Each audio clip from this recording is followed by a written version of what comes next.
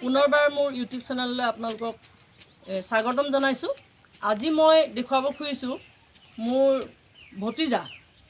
ভতিজা যি জন্মগত কথা ক'ব পাৰে কিন্তু কমকৈ কয়, মানে লাহে লাহে এতিয়া মাতটো ফুটিছে, কিন্তু আগতে একেবাৰে কথা ক'ব নাজানিছিলে। এতিয়া তেখেতৰ মাক ইয়াত উপস্থিত আছে, সীমা দেৱী, তেখেতৰ সন্তান হয়, এইটো মাজু সন্তান। এতিয়া তেওঁৰ যদিও মাত নুফুটে, তেওঁৰ পঢ়া শিক্ষা কৰি আছে। এতিয়া কোন শ্ৰেণীত আছে? 8ত, ক্লাছ 8ত পঢ়ি আছে।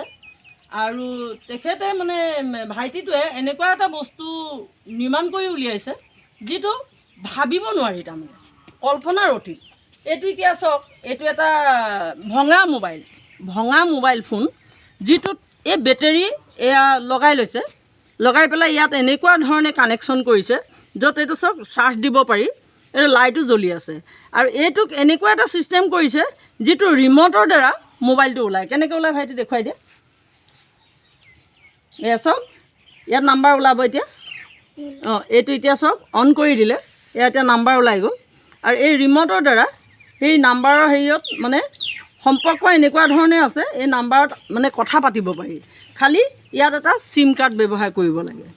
তো এনেকুৱা এটা অদ্ভুত, মানে ক'বলৈ গ'লে অদ্ভুত বুলিয়ে ক'ব লাগিব। ছায়েন্সত কি বুলি কয় মই সেইটো বিশেষ নাজানো, কিন্তু তেওঁ টেকনিকেল যিটো আই টি আই লাইনটোত তেওঁ তাৰমানে লাহে লাহে নিজেই কৰিছে। কোনো শিক্ষা এতিয়ালৈকে কাৰোৰ পৰা লোৱা নাই, আৰু মানে কোনো ধৰক শিক্ষা দিয়াও নাই।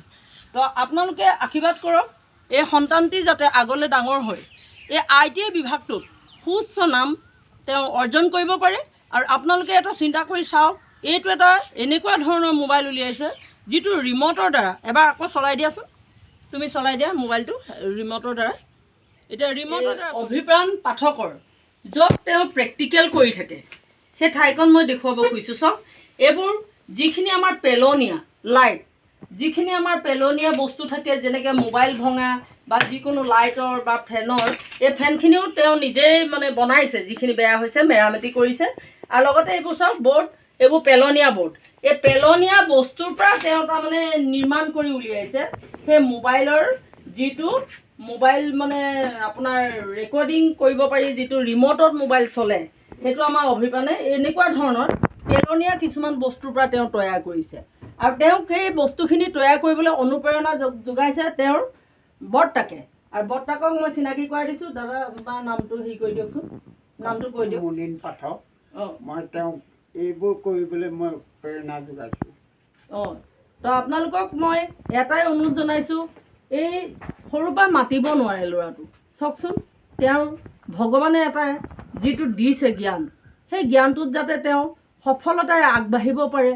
আৰু আপোনালোকৰ ফালৰ পৰাও সহায় সহযোগ কৰিব, আশীৰ্বাদ কৰিব, যাতে এই যিখিনি কামত তেওঁ লাগিছে সেই কামখিনিত যেন তেওঁ উন্নতি প্ৰদান কৰে। তো আপোনালোকে ইয়াতে এটা কল্পনা কৰক, যাতে ইয়াক কেনেকৈ ডেভেলপ কৰি এটা ৰিম'টৰ দ্বাৰা চলিব পৰা মোবাইল নিৰ্মাণ কৰিব পাৰি। আৰু এই সন্তানটিৰ কাৰণে আপোনালোকে আশীৰ্বাদ কৰক, যাতে সি ভৱিষ্যতে ডাঙৰ হৈ আই টি আইত সুখ্যাতি অৰ্জন কৰিব পাৰে। এই ভাইটিক আপোনালোকৰ আশীৰ্বাদৰ প্ৰয়োজন আছে। আপোনালোকে আশীৰ্বাদ দিয়ক আৰু তেওঁৰ ভৱিষ্যত উজ্জ্বলৰ কামনা কৰি মই সামৰণি মাৰিছোঁ। নমস্কাৰ।